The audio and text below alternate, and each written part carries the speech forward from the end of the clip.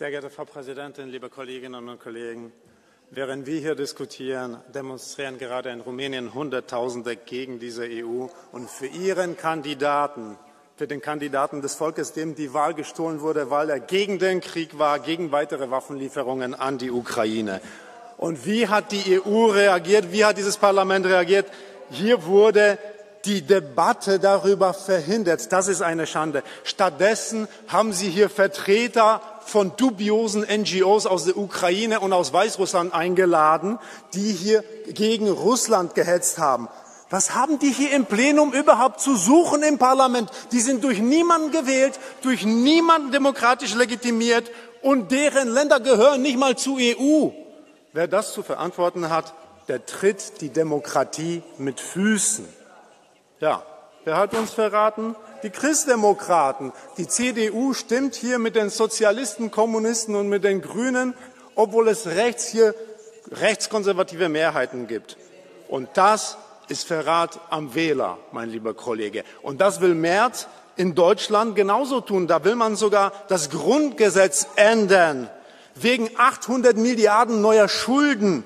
300 Milliarden für Waffen, 500 Milliarden, um die Infrastruktur waffen- und panzertauglich zu machen. Sie wollen uns in den Krieg treiben, das ist es. Und das völlig illegal. Denn Merz will das sogar mit dem alten, abgewählten Bundestag machen, weil er die Mehrheiten in dem neuen gar nicht hat, in dem neuen Bundestag. Und das ist wirklich verfassungswidrig. Es gibt da überhaupt keine Eilbedürftigkeit. Die Menschen wollen keine Kriegstreiberei, die Menschen wollen Frieden.